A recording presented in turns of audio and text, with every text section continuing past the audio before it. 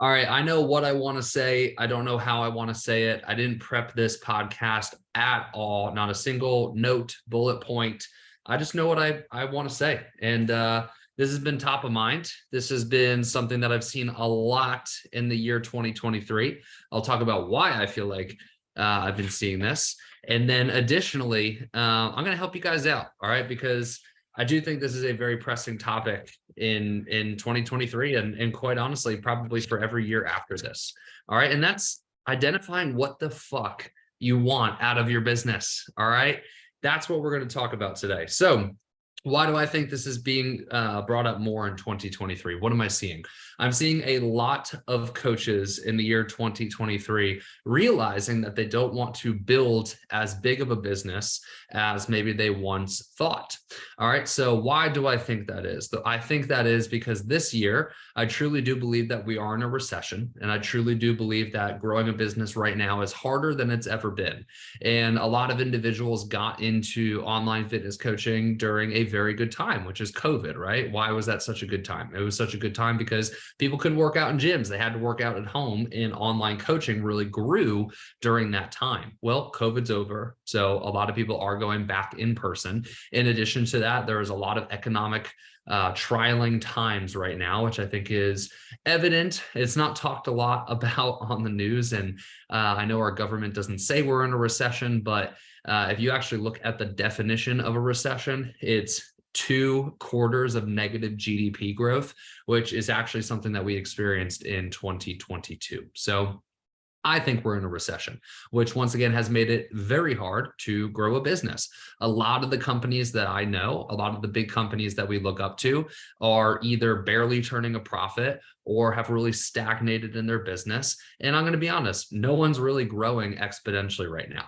Nobody's really growing exponentially right now. All right. NLCA, we have not grown exponentially in 2023. If anything, we've actually just maintained. And I'm going to be very honest and candid about that. One of our company tenets is truth first. And it's important for me to speak the truth, even if it is something that's hard to say or hard to publicly admit that that is the fact, but it is. And once again, telling the truth is important to me. So that's why I think I've seen a lot of individuals question what they want out of their online fitness coaching business.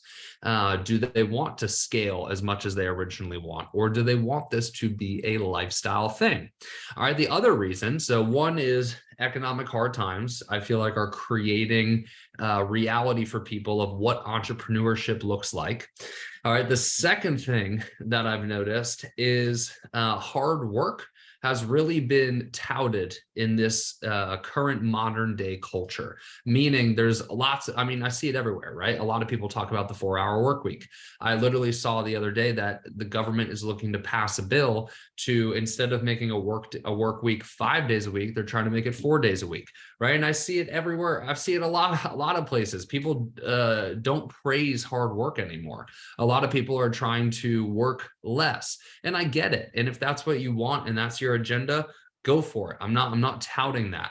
I personally believe in hard work. I personally believe in dedication and grit and grind. That's kind of my MO, right? If you know me, that's what I push. That's what I believe. That's my agenda. And I'm entitled to that as well, just as you're entitled to your agenda. But I do think that this push in culture to work less and not work as hard and not to admire people that do work hard is also a reason why people are questioning what they want out of their business. Okay, the last point I'll make, and then I'll get into helping you identify what you want out of your business. The last point that I'll make is entrepreneurship has been put on a pedestal lately.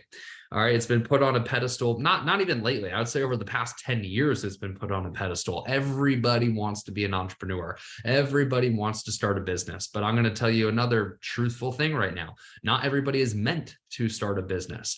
I heard this stat somewhere, and it really stuck with me that I believe it's 7 to 8% of the population are true entrepreneurs. So they're meant to be, they're meant to be entrepreneurs, but only 1% of that 7 to 8% are actually successful at it. So the percentage of successful entrepreneurs is very, very, very small. And like I said, we live in a time right now where entrepreneurship is put on a pedestal. Everybody wants to be an entrepreneur. Then they get into it and they see how fucking hard it is. And they're like, okay, actually, maybe I don't want that. All right. So let's talk about it. What do you want out of your business? Let's get this question answered. So just for our little old brains, I'm going to categorize this into 2 categories. All right. I really do believe there's 5 categories, and I'll kind of touch on some of the other ones as we go through this. But for simplicity's sake, let's talk about the 2 main categories. All right, category 1 is the growth-oriented individual. They get into business because their goal is to try to see how far can they take it, right? I want to push my limits. I want to see how far I can take it. How big can I build this thing? And typically these individuals, and I know these individuals very well because this is what I would classify myself as, typically these individuals fall in love with the process. All right, they end up loving business. That's why I got into business coaching, because I was a fitness coach and I grew a successful fitness coaching company. But near the end of that, I really just realized that I loved the business side more than I really loved the actual fitness coaching side. And that's when I pivoted and became a business coach, because I realized that my love and my passion was talking about business, not as much talking about fitness. Okay, so these growth-oriented individuals, this one camp falls in love with the process. They want to max out. They want to see how far they can take it. And that's what excites them, the growth-oriented individual. All right. Then the second camp, and I'm not saying this as like one camp's better than the other. I don't personally believe that. I'm actually a really neutral person, and I don't hold grudges. I don't judge individuals. If that's what you want, great, do it. Okay, more power to you.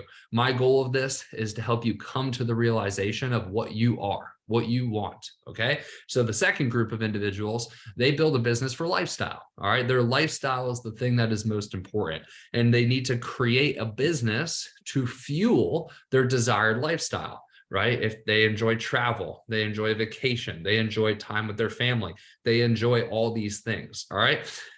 Type 1 person, the person who's trying to grow the biggest business possible, they enjoy these things too, right? But they just do it at a lesser degree. It's not their whole life, right? They spend majority of their time on their business. I spend probably 85% of my time on my business, and the remaining 15% of my time with my relationships, my loved ones, my family, travel, right? So it's a little bit of the reverse in the category 2, right? Maybe it's not as aggressive as 80-20, right? Maybe they spend 50% of their time on their business, and the other 50% of their time is with their family, the travel, the lifestyle, whatever it may be. Okay. Those are the 2 camps. If you're going to be an entrepreneur, and I know I'm being just very simple here, because there is many other like iterations of that, but to not confuse you, I think those are the 2 main camps of individuals. You're either building this for a lifestyle, and there's many degrees of that, or you're building this to have the biggest business possible, and there's some varying degrees to that as well. All right, what are these lives? What does this life look like? All right, I'm going to describe what the growth-oriented individual's life looks like. All right, in one word, challenging. It's extremely, extremely challenging. I'm going to paint my life for you. All right. I started my business at the age of 19. All right. I let go of all my high school friends at the age of 19. Why did I let go of my high school friends? Did I want to do that? No, not really. But I did it because I knew if I held on to that group, I would not be successful at the age that I wanted to be successful at. I wanted to be a millionaire by the age of 25. I achieved that. One of the main reasons I did that is because I sacrificed a ton. One was my original friend group. They were pulling me down. They were telling me it was a bad idea. They were bullying me. They were making fun of me for growing the business. So I axed them. I said, not my friends anymore, moved on. All right. I didn't have any friends. All right. Didn't hang out with my college friends either. I went to 4 different colleges in 5 years. And that's because I didn't like school. I didn't like the traditional system. All right. So from the age 19 to 25, really my only friend was my girlfriend at the time, Caitlin, who's now my wife. But Caitlin was my friend at that time. All right. I didn't go to parties. I very rarely had a social life. I worked on Saturdays. I worked on Sundays. I took a half day on Saturdays, and I did that from the ages of 19. And I still freaking do that at the age of 28. All right. I have slightly more of a social life than I did probably between the ages of 19 to 26. Over the past 2 years, I've traveled, right? I try to take the full day off on Saturday instead of the half day. I still work on Sundays. My life hasn't really changed a whole lot between 26 and 28, but between 19 and 26, I sacrificed a fuck ton. Did not live a traditional 20-year-old's life. Okay. So if you want to be in this category, if you want to be in the growth-oriented category, it's going to be very challenging. You're going to have hard conversations with people in your life and your loved ones that don't understand it. You're going to have to spend less time with family. You're going to have to travel a lot less and do typical fun things a lot less. And you're going to have to work a lot more. And you're going to have to work on weekends. You're going to have to wake up early. You're going to have to work late nights. You're going to have a ton of anxiety. You're going to have a ton of stress. And it is going to be very, very challenging. So where's the reward? What's the reward? The reward, at least describing for myself, is trying to reach my full potential. Coming to the end of my life and looking back on my life and saying, I gave it my all, I pushed my hardest, and I've left a very big impact. What's important to me is setting an example. And I want to, by the end of my life, have set an example that one could look up to and aspire to be and inspire other individuals to follow a similar path if they choose that's what's best for them. So that's what you can expect if you want to take that path. All right. Now, if you want to take the other path, I can't speak from experience here because this is not the path that I have chosen. I can only speak from my observation. Now, before you tune out, my observation is still credible because we have helped over 2,000 coaches at this point, and I've seen what this looks like. You're still going to have to work very hard. I'm going to just come out and say that. You're still going to have to make some sacrifices, especially in the beginning, right? Especially in the beginning, when you are at $0 to $10,000, you're going to have to work almost at the same degree as the growth-oriented person up until a certain point. All right. And that's the thing where people build a lifestyle business. What they get wrong is they think that from the jump that they can work less. That's not the case. All right. You have to work just as hard as the growth-oriented person until you reach the point in which you are satisfied and it will fund the lifestyle that you want. All right. So if $10,000 a month is that point where you can now fund the lifestyle that you want, that is when you can start pulling back. And I'll talk about that in a minute, pulling back and focusing on the things to maintain opposed to continuing to grow. All right. So from the point that you're at, the starting point 0, up until the point where you're making enough money monthly to live the lifestyle you want, you're going to have to work very hard.